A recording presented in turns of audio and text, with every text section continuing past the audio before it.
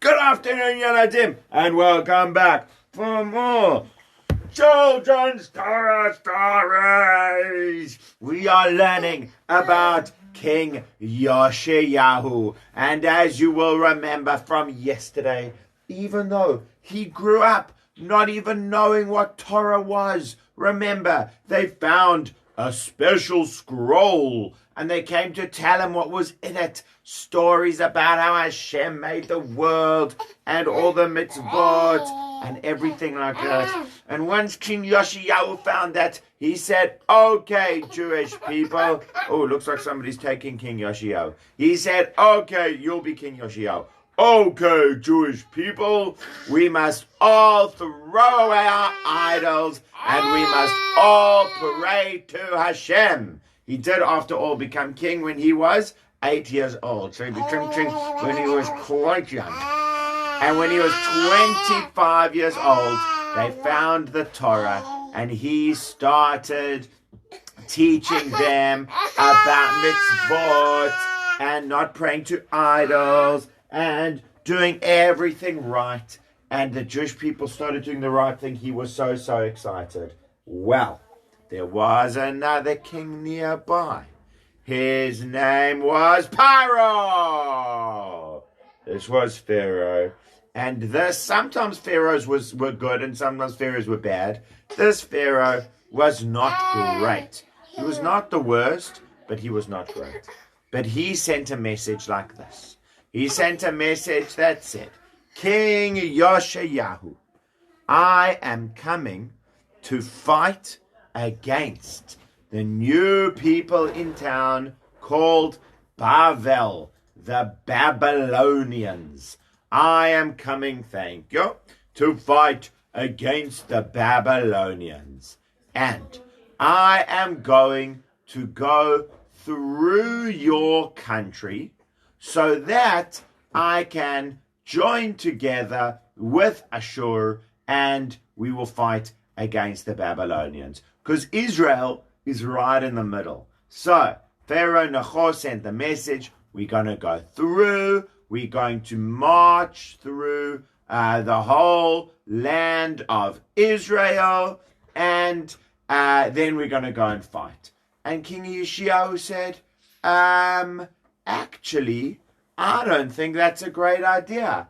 Paro, I don't want you and your, it was against King of Assyria, not against the Babylonians. I don't want you to come marching through my country. I don't think that's a good idea. I want you to stay in Egypt. If you're going to go fight Ashur against Assyria, go a different way. You can't go through the land of Israel. Don't you know that I am the strongest? Maybe the Assyrians are a little bit stronger, but between me and the Assyrians, we are the strongest. Don't you know that we are the strongest? You can't tell us not to go. If we want to, we will go through the land of Israel. But he asked, but he wasn't really asking. He was really telling. It was really like saying, by the way, King Yoshiyahu, we're going to be coming through your land. King Yoshiyahu says, well, I am not afraid of you because I know when the Jewish people are good, Hashem will protect them against anyone and anything. He saved us from you once before, Paro, and you can't come through our country. Hashem will protect us. Yeladim. There's only one problem. Yoshiyahu was so good. And he got so many of the Jewish people to throw away their idols and do the good thing. But a lot of the Jewish people weren't actually good. A lot of them were only pretending to be good and to listen to Hashem. The way the rabbis put it is they say, imagine. Yeah, they were hiding it behind the door. Give me 5. How did you know that? Imagine like they were hiding the idols behind their doors. And what that means is when they're all at home, they've got the idol that they pray to. But when King Yoshiyahu or his police come to visit and they say, we just want to make sure there's none of those silly idols around, they open the door and idols are hidden behind the door. Close the door. Exactly.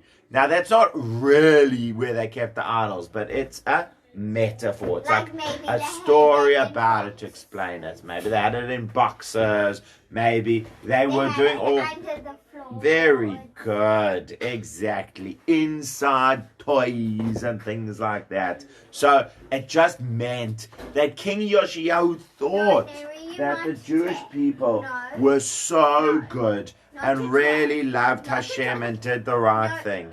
But actually, a lot of them were still praying to idols. Because of that, Hashem was not protecting the Jewish people extra and helping them. And so, when Paro said, listen, King Yoshiyahu, I have had enough of this discussion. We are coming through your land with our army. You'd better get out of the way. And King Yoshiyahu said, no, I will not. I will not let you go. No, no, no. Isn't that funny? Somebody saying to Paro, I will not let you go. Yes, I will not let you go. You can't come through my land. And he stood there with his small Jewish army while Paro came with the huge Egyptian army. And Paro said to his soldiers, shoot arrows at him. And they all shot arrows. Zoom, boom, boom, boom, boom, boom, boom. Ow, ow, ow, ow, ow, ow, ow. And King Yoshiyahu got so hurt. He couldn't carry on being the king anymore. Because even though he was so good, the Jewish people were not so good. And so Hashem didn't really help them. And Paro Necho took his son, whose name was Eliakim, but he changed his name. He said, Eliakim, yes, you are going to be the king of Israel because I, Paro, say so. Okay, but a few things. Firstly, you are going to have a new name. We're not going to call you Eliakim anymore. We're going to call you Yehoiakim. That's your new name. Got it? Yes, Paro. And you will do exactly as I say when you are in charge of the country. Got it? Yes, Paro. So do you see, from this point, the Jewish people aren't really the bosses of Israel anymore. It's really Paro who is the boss of Israel, and he's just bossing them around. By the way, Yehoiakim, yes, Paro, Yehoiakim, I also want you to give me lots of silver and gold. But Paro, I don't have so much silver and gold. Then get it, my dear boy.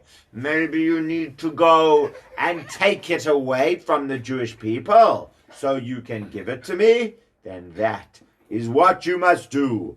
I don't mind how you get the gold. Just give it to me. Okay, I will, Paro.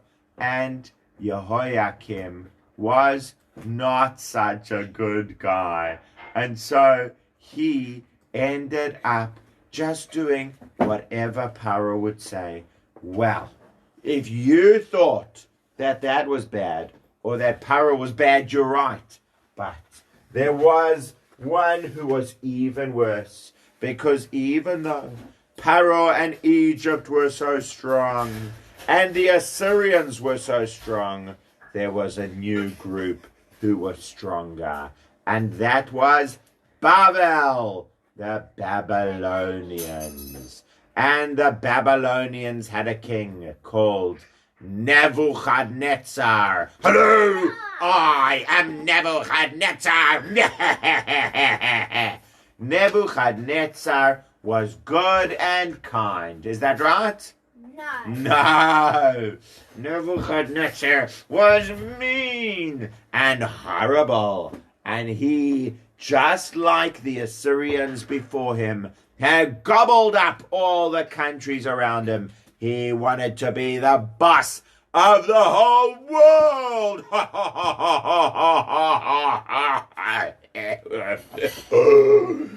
I will be the boss of everyone. And he came through with his huge army to Israel. Yehoiakim.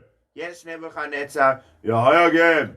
I am the new boss of Israel. You now answer to me. Okay, Nebuchadnezzar. You are my new boss. That's right. Now give me money and do whatever I say. Okay, Nebuchadnezzar. I will.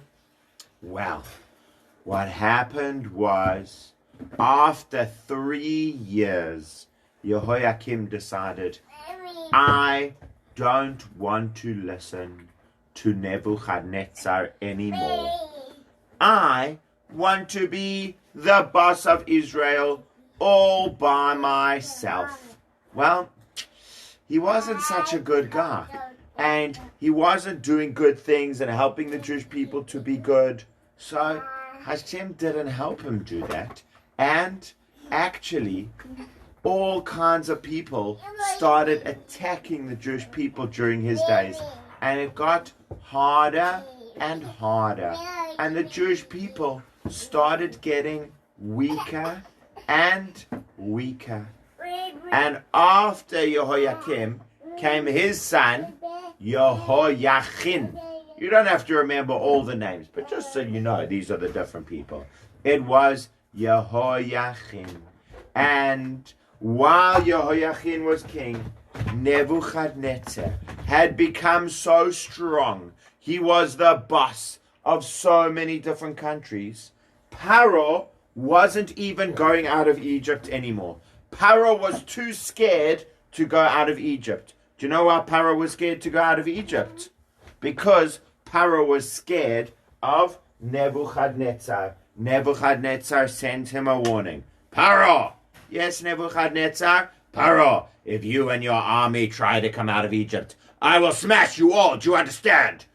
Yes, King Nebuchadnezzar, I understand. So even though Nebuchadnezzar wasn't strong enough to go into Egypt and smash Paro, he was strong enough to send that message. Paro, you don't leave the land of Egypt. I am the boss now. And Yehoiachin was the new king of Israel. And I'm sorry to say that he was also not a good king.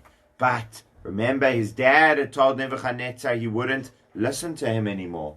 So now Nebuchadnezzar came back with his huge army, and he marched along to the land of Israel. And here was Nebuchadnezzar with his big army, and here was King Yehoiachin, and the Jewish people were not so strong, and Hashem wasn't really helping them because they'd been bad for a long time. And you know what happened, Yeladim? I'll tell you next time. Bye!